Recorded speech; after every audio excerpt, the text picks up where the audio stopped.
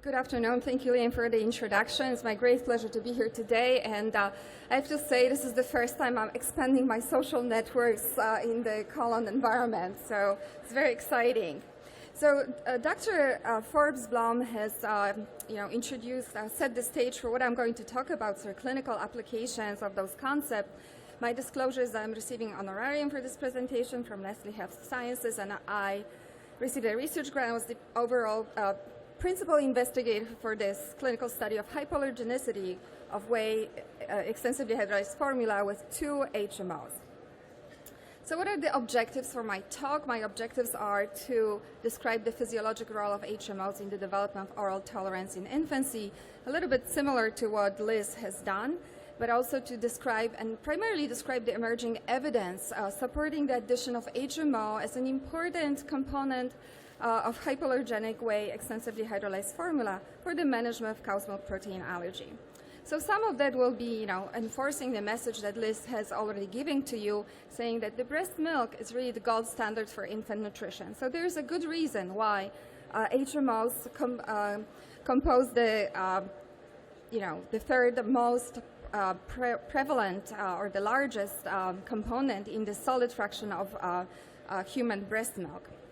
And the good explanation for that is that they are really very resistant to digestion, so 99% survive in the gastrointestinal tract, and they really enrich the gut microbial populations in those beneficial bacteria, particularly bifidobacteria.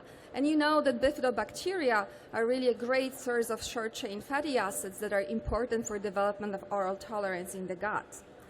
But as Liz already told you, at the same time, they really restrict potential pathogen. They sort of compete for the pathogen by providing decoy lectin binding sites that mimic similar structures on the human epithelium.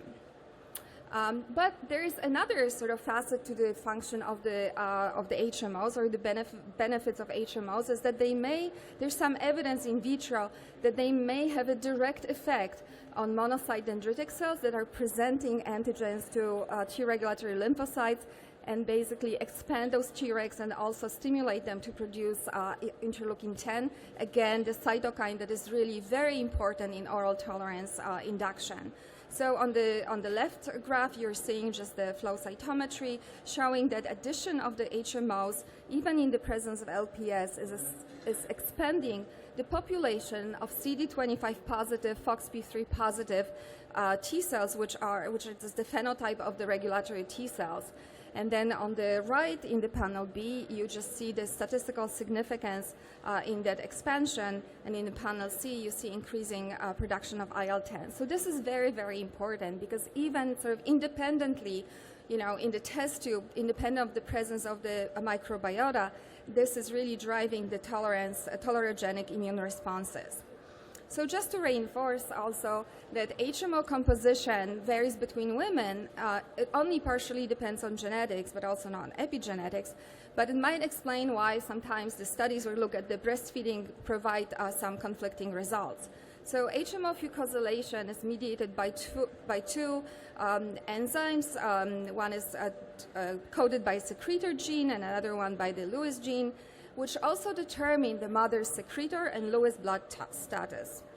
The non-secreted mothers actually have very low levels or lack most of the fucosylated HMOs like 2FL or LNFP, which are very important. And those non-secretor mothers who are breastfeeding have infants that are delayed in establishment of bifidobacteria in their gut microbiota. So this is, a direct evidence. So this was a basis for an interesting study that was done by Kirsty Jarvin and Seppo, who is currently at Rochester in New York. And Kirsty has done studies with a Finnish birth cohort, and the results are from the nested study, where she tested samples of former collected from the breastfeeding mothers in the morning, and those samples were frozen until testing, and they are very stable. HMOs are not affected by freezing and thawing. The composition of HMOs was measured by HPLC, And samples were obtained for 39 women whose infants had cow's milk protein allergy at the median age of 1.4 months, as well as from 41 control mothers whose infants were healthy without cow's milk protein allergy at 1 month of age. And you may be familiar with the heat map, but let me just explain just for those who may not be so familiar. This is a heat map of the correlation between the HMOs and the allergic status of the infant. So the upper triangle shows the p-value for this association, the lower triangle shows the actual sperm and correlation values, and the dendrogram beneath this heat map denotes the significant clusters A, B, and C that have high statistical significance. So basically, in this study, human milk oligosaccharide levels in mothers with infant with cow's milk protein allergy were lower versus those without cow's milk protein allergy, suggesting that HMOs are very important for development of allergy to cow's milk.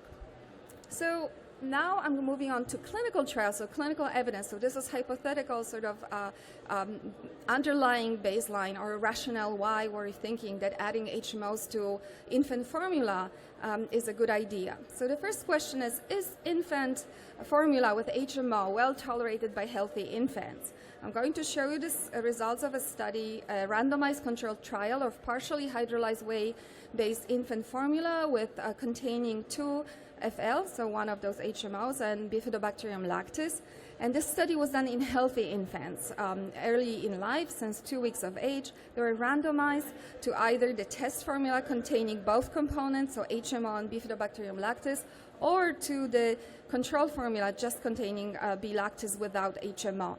The primary outcome from that study was the Infant Gastrointestinal Symptoms Questionnaire, IGSQ, at 6 weeks of age. So it was of 6 weeks of feeding. So it was a relatively short study, but the study showed that the tolerance or gastrointestinal tolerance or symptoms were exactly the same, not statistically significantly different between those formulas with added HMO and without HMO, both in the intention to treat analysis and protocol analysis, both at enrollment as well as the endpoint of the study. So this study, the message is that it was this partially hydrolyzed whey-based infant formula containing the HMO as well as B lactis is well tolerated without any gastrointestinal side effects in young infants.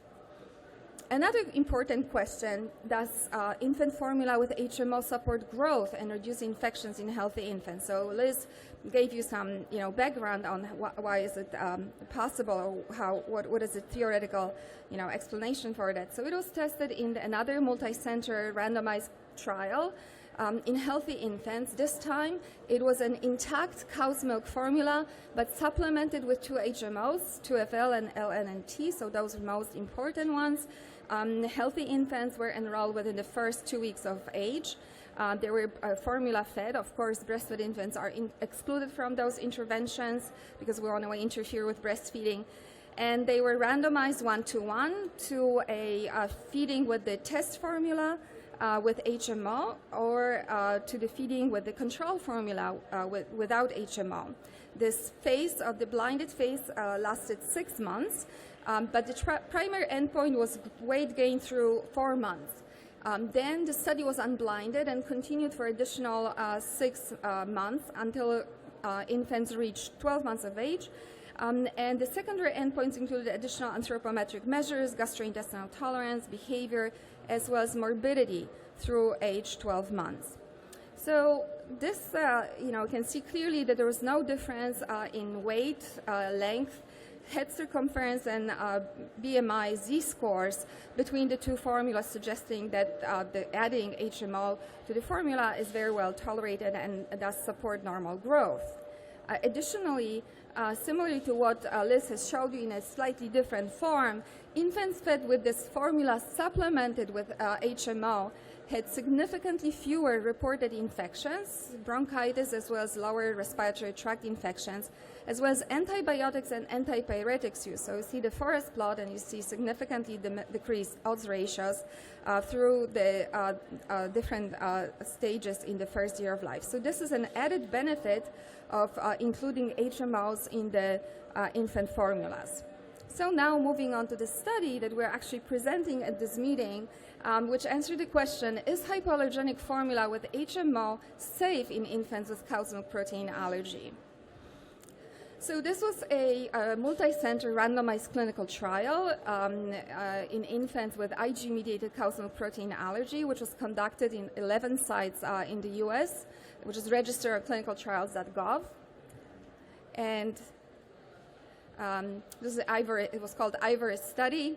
The eligibility inclusion criteria were full-term infants with normal birth weight, age between 2 months and 4 years, non-breastfed, and with physician-diagnosed IG cow's milk protein allergy, which you can see the definition, and evidence of IG sensitization by serology or specific IG or positive skin test, or very highly predictive laboratory test results that would give us 95% certainty that indeed, even without the history of prior immediate reactions, those infants are truly allergic to cow's milk protein. So you can also see there's some exclusion criteria, such as chronic disease or prior treatment with EHF. So the study formulas, which are where the test formula was the modified Althera, which is currently available on the market in Europe, with reduced content of extensively hydrolyzed whey protein, but with added HMOs, 2FL and LNT. As you can see, this is sort of within the range mostly seen in the human breast milk. Control formula was the standard Althera, with a little bit higher protein content without HMO, and otherwise those test and control formulas were identical. So every formula that is being introduced to the market, before it can be labeled hypoallergenic, it has to undergo rigorous testing to meet the hypoallergenicity criteria, which are published or established by American Academy of Pediatrics in 2000. So formula can be considered as hypoallergenic if at minimum it has shown with 95% confidence that 90% of infants with documented cow's milk allergy will not react with defined symptoms to the formula under double-blind placebo-controlled conditions. So double-blind placebo-controlled food challenge is the gold standard for food allergy diagnosis. So in this study, we have randomized infants meeting the inclusion criteria to the first challenge that was blinded with either test formula or control formula. And then you can see that there were 3 subjects that were excluded for different reasons, and then they, within 7 days, and underwent a second blinded challenge now with a different formula. Following that challenge, we had some also exclusions. So at the end, in the per protocol analysis, we had 61 infants in that group. And you can see that more for both test formula and control formula, we've proven that more than 90% of the subjects with 95% confidence tolerated the novel whey EHF with 2 HMOs, confirming safety and efficacy in infants with IG-mediated cow's milk protein allergy. And this is just a different way of showing you the, the modified intention to treat analysis, as well as per protocol analysis, which are very similar for those infants fed with the test formula containing HMOs as well as controlled formula. Another important question which we haven't answered yet is whether this hypoallergenic whey EHF with HMO support normal growth in infants with cow's milk protein allergy. And to learn the answer to this question, stay tuned to the so-called Cinnamon study, which is a controlled, double-blind, randomized, multi-center clinical trial of 2 parallel formula-fed groups designed to show non-inferiority in growth, infection rates, related drug use, and fecal microbiome of infants with cow's milk protein allergy taking whey EHF with HMO versus EHF with whey EHF without HMO for 4 months. So those results should be coming shortly. So the key messages from my presentation are that human milk oligosaccharides provide the substrate for the developing gut microbiome of young infants, as well as have direct effect on the T regulator cells in the gut.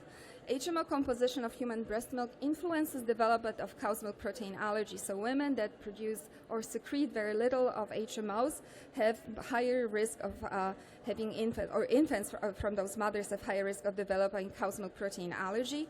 The study that I've described, the Ivory study, is the first clinical trial of a whey EHF containing 2 HMOs. And this will be presented actually tomorrow at the poster discussion session 26, so you all are invited.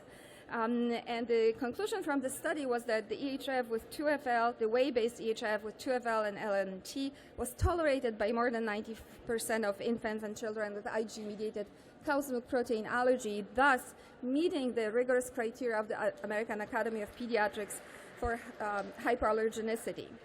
Additionally, there are some interesting hypotheses that are needing further study. So whether the EHF with HMO, the whey EHF with HMO, has the potential to accelerate development of tolerance in cow's milk protein allergy by modulating gastrointestinal microbiota and directly influencing Tregs development and function, as well as whether it really reduces the frequency of infections and related drug use in infants and children with cow's milk protein allergy. You all know as immunologists that infants with cow's milk protein allergy or any food allergy have delayed maturation of the immune system, and they are more susceptible. They develop more infections in the first couple years of life. So this may be an added benefit of those formulas. With that, I'll finish, and thank you very much for your attention.